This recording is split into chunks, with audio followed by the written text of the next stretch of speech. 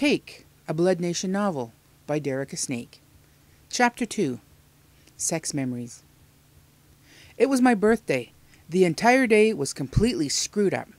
Here I was, stuck bar hopping for another hour with 3 co-workers that I had nothing in common with, barely knew, and all of whom I really didn't want to get to know any better.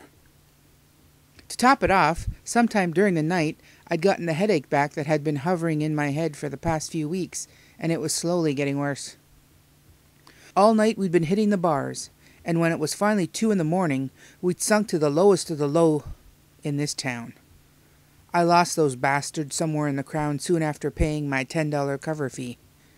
I'd paid theirs too, because they'd claimed they didn't have enough money and would pay me back come payday. Just moments later, I noticed they had enough for a round of drinks for themselves.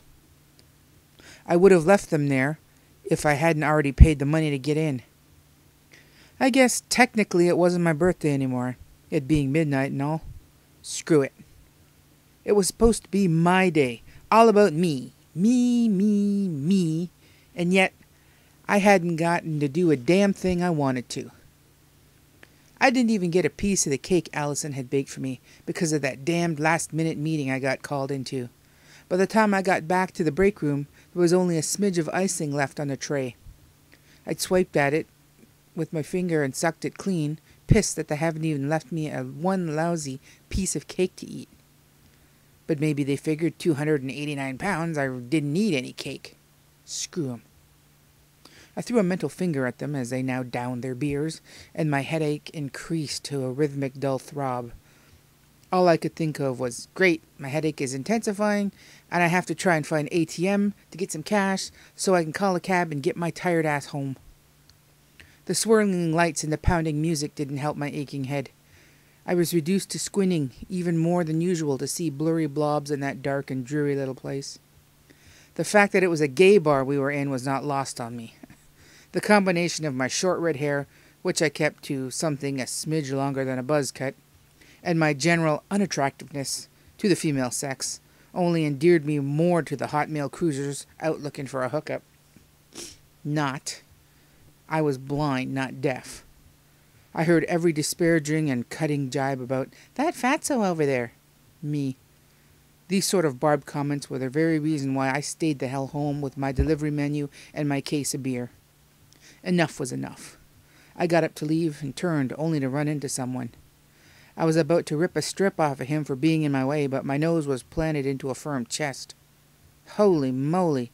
I blinked and looked up some more, until I could make out a strong jawline. The man's head dipped forward and his features came into focus a bit more. Haughty to the extreme. One of his hands curved around my shoulder, holding onto the folds of my neck, while the other was placed on the bar behind me. The headache that had been plaguing me blew away like so much smoke as I stared up into his pretty brown eyes. My own hands were hanging loosely at my sides, but we were plastered together from my paunchy stomach to his rock-hard abs and groin. He had to be at least 6'5", or maybe 6 feet 6 inches tall. His dark brown hair was wavy. He had it loosely pulled back into a ponytail, with soft dark strands hanging down on each side of his face to caress each cheek. God, it was a sexy look. I was surprised when the urge to reach up and touch one of the dangling strands grew in me, but I was afraid that I would get broken wrist if tubby, disgusting me dared to try such a thing. The plain beige shirt he wore pulled taut across his chest as he moved his arms. Wait, he was hugging me closer to him? What do you think you're doing? I squeaked, rather than demanded, as I intended to. He leaned over, and for a moment I was startled, thinking he was going to kiss me. I went rigid in his grasp, and he hesitated, which told me he had been going to kiss me. I felt fury rip right through me. It was bad enough to hear the taunting and spiteful comments from those bastards around me, but for this beautiful man to actually come up to me to...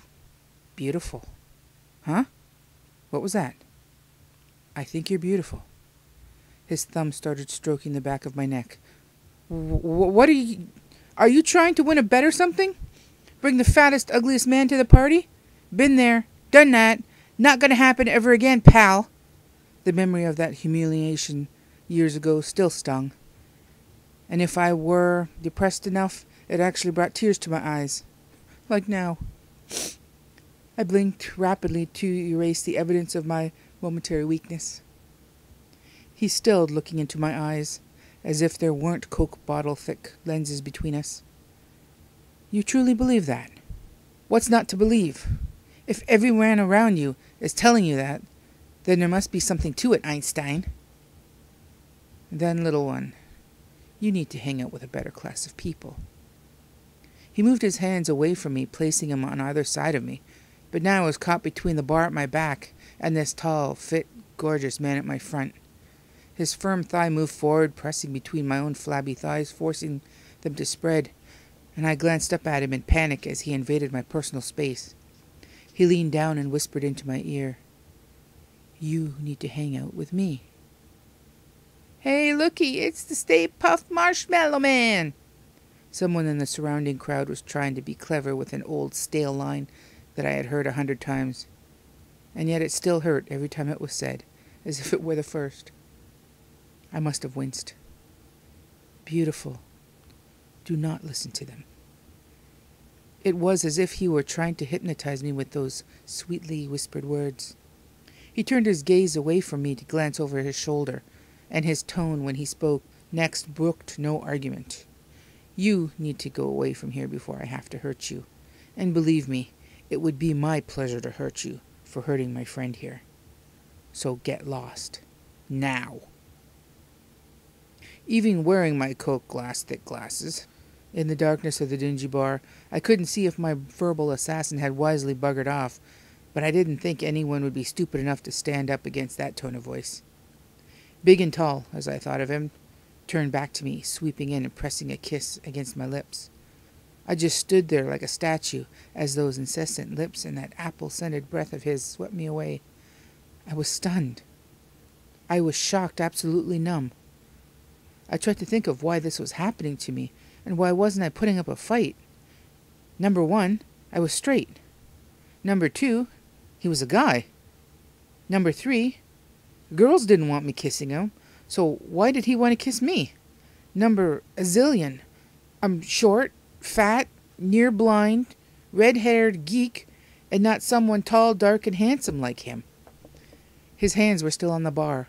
I could feel his biceps brushing my shoulders. There was something wrong with this picture, and it began to make my internal alarm ring loud. I moved to push him away, and he countered by pressing his thigh up tight against my crotch. I was lifted off my feet a little. I was too damn heavy to be lifted off my feet, yet there I was, hanging off his thigh, and it was obvious I wasn't going anywhere unless he let me. I squeaked again as he leaned forward, his tongue quickly pushing its way into my open mouth. He moved one of his huge hands toward my face, and in another moment he pulled my glasses off. His invading tongue was slipping along mine, and I could taste the lingering essence of a smooth whiskey and smoky apple. Oh my God, he could kiss. My hands finally fisted his shirt, and I tried to push away. I might as well have been pushing at a brick wall. This stranger was going to finish his kiss when he decided to finish it, and not before. 29 years old, and I was barely out of the box. By the time this brown-haired god of lust and desire released his lip lock, I was panting, and the sound of my blood coursing through my veins seemed to be louder than the music pulsating out on the dance floor. If he pulled his thigh away right now, right at this moment, I would simply fall boneless to the floor. Sigmund, you have the most gorgeous green eyes. His hand came up and stroked a knuckle down the side of my face. I couldn't see squat with my gorgeous green eyes. His features were just this side of being a blurry smudge as I looked up into his face to try and read if he was lying to me or not. I would love to see me reflected forever in your eyes, beautiful. He tucked his bent knuckle up under my chin, pushing me to look up. I'm not beautiful. Of course you are. Beauty is in the eye of the beholder, Sigmund. My name's not Sigmund. It is your first name. I cursed the men I had come into the bar with. They must have told him. I don't use it. I'm Edward. I do not like Edward. I will have to change that to something more suitable. That broke whatever lusty web he was weaving around me.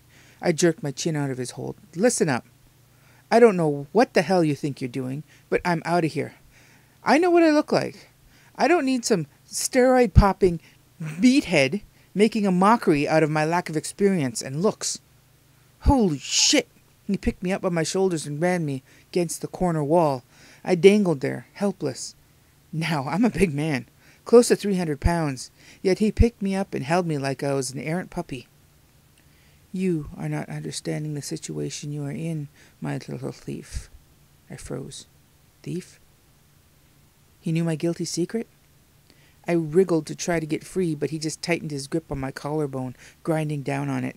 I cried out in pain and slumped back against the wall, and fell a long way down to the floor when he suddenly released me. I flinched as his fingertips ran along my brow line.